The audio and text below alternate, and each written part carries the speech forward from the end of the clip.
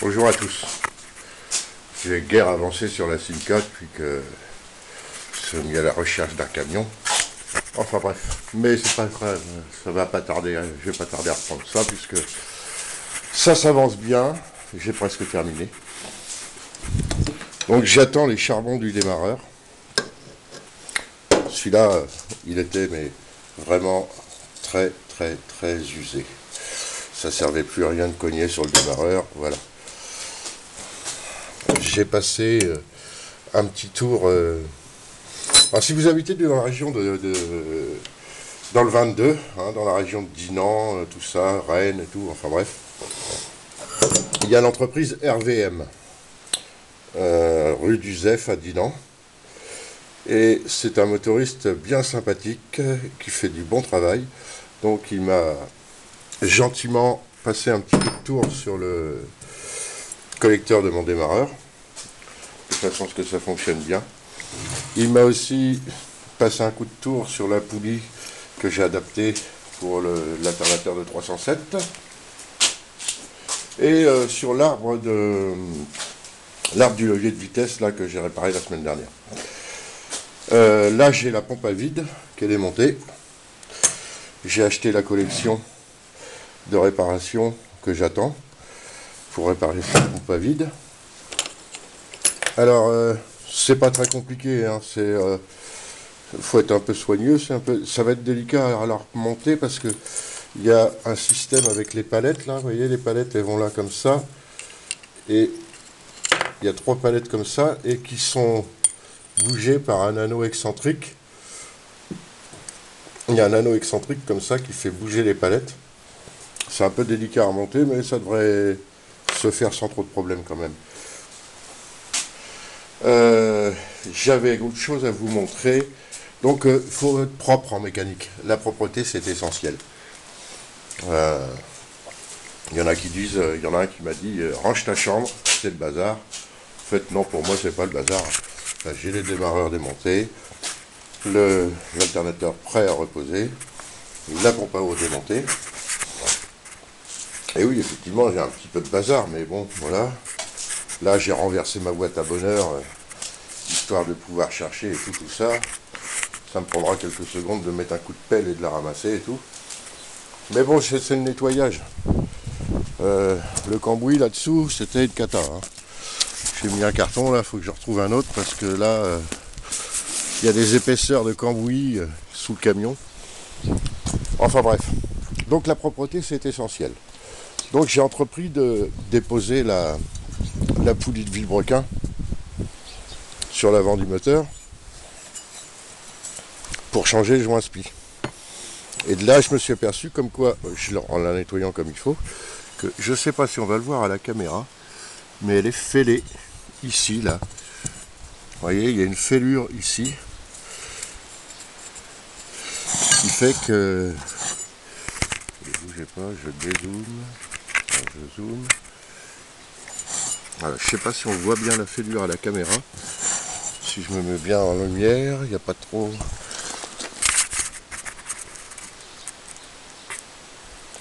Il a du mal à faire le point mon appareil là. Et puis comme j'ai l'écran qui est cassé, je vous raconte pas la difficulté. Donc coup de chance, j'ai trouvé une épave d'SG3 tout près de chez moi, sur laquelle j'ai pu récupérer celle-ci, ainsi que d'autres pièces, du style, on n'avait pas les clés des portes, elles étaient perdues. Donc j'ai récupéré hier le clignotant qui manquait, des barilles de serrure, le couvercle de la boîte à fusible qu'on n'avait pas et une calandre en bien meilleur état que celle qu'on a. Bon, ça c'est qu'un détail. Il faudra que j'y retourne parce que il a 2 belles ailes pas cabossées. Ça c'est un gros avantage. Donc je récupérerai aussi les ailes. Voilà, parce que celle-là, pour la redresser, je pense que là c'est beaucoup de travail, beaucoup de difficultés pour avoir un résultat moyen. Vous voyez, là comment c'est plié là, ça, des choses comme ça, je les aurais jamais. Voilà, j'ai reçu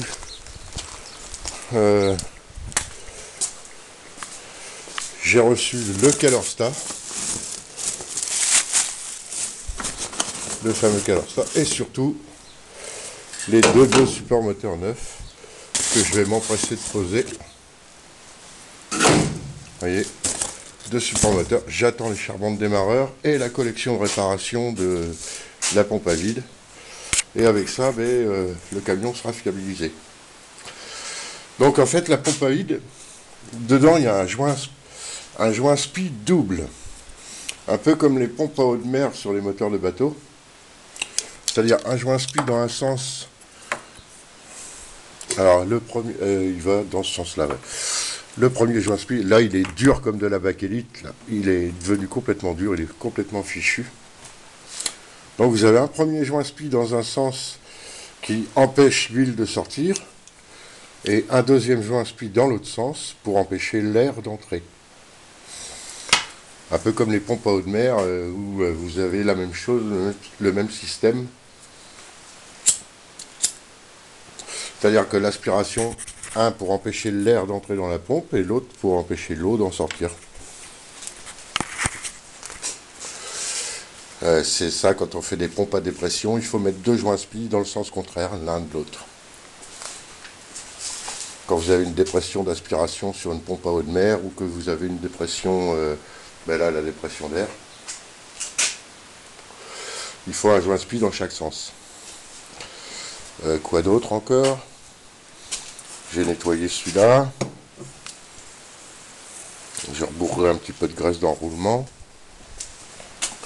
Et maintenant je nettoie un peu sous le camion pour pouvoir le lever. Alors ça va être pas facile, ça va être pour lever le moteur parce que c'est un carter en tôle, il n'y a pas de prise nulle part. Si je le lève à la boîte de vitesse, ça fera trop levier. Donc je vais être obligé de le lever là par là, sur le carter en tôle. Donc je vais mettre une planche qui pose partout, quoi, bien costaud, pour le lever et déposer les deux supports moteurs en nettoyant au maximum le gras. Mais normalement là cette fois j'ai plus de fuite d'huile, quoi. Au pire j'aurai à remplacer le joint de couvre-culasse. Mais sinon je pense que ça va être bon. Donc comme je vous dis, la propreté c'est essentiel. Si ce camion n'avait pas été plein de cambouis, voilà quoi. Donc dès que je vais le refaire tournant, je vais aller le laver au Karcher bien comme il faut. Virer toutes les graisses qu'il y a autour des graisseurs et tout ça. Le regraisser. Et surtout, essuyer bien comme il faut la graisse qui déborde. De façon à pas en foutre partout. Et à garder un véhicule propre. Parce que la graisse, l'huile, tout ça, ça bousille tous les caoutchoucs. Durite, etc. Enfin bref. J'ai lavé un petit peu le moteur. Je vais avoir plus que le collecteur là à démonter de façon à contrôler l'état des durites autour de la pompe à injection, puis nettoyer un petit coup par là.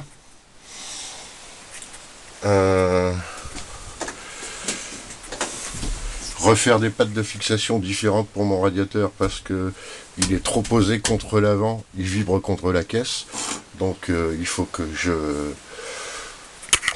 dès que je mets le motoventilateur en route, ça vibre. Donc il faut que je refasse les pattes de fixation afin que il ne touche à rien, quoi. Et les travaux sont en train de se terminer quand même. Donc j'ai eu aussi une belle surprise. Je connaissais pas ce système. Je mets un arrêt pour pas que la porte me retombe dessus. Voilà.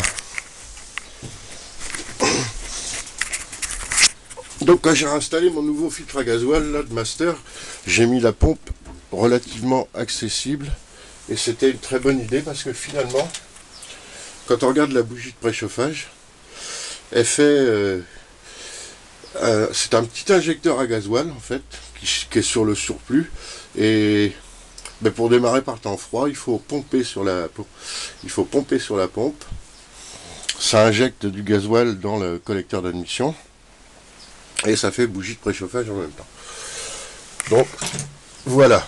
Donc bon an mal an, mais ce que j'ai fait là c'est carrément bien parce que on a pu aller foutre le bras là-bas tout au fond en bas pour aller pomper.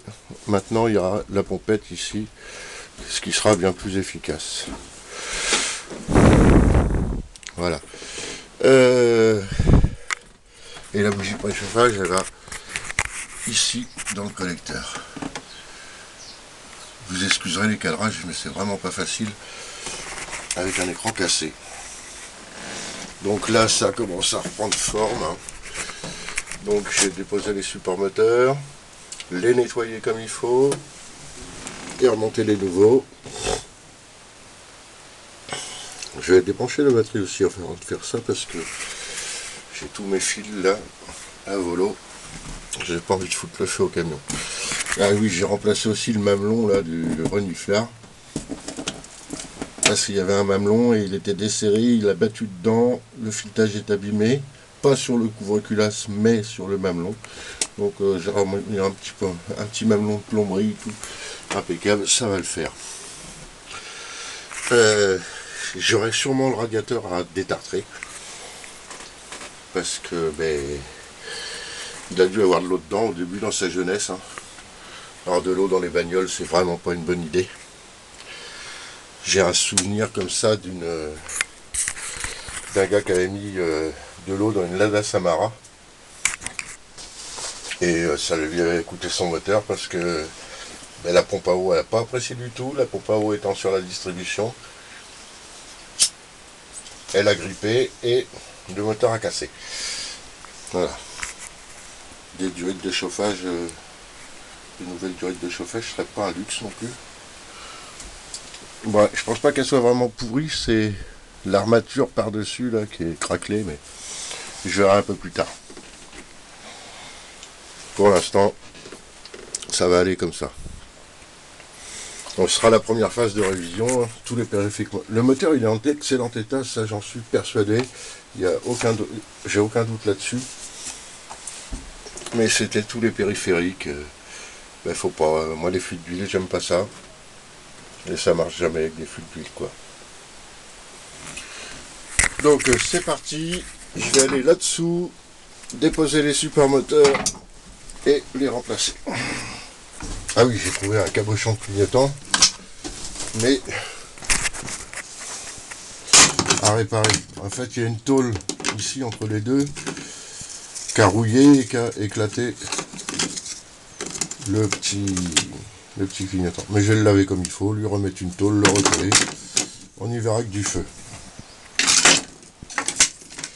Voilà. Je vais mettre ça à la vaisselle déjà. Bon, ben c'est parti, au boulot, courage, fuyons. Bonne journée.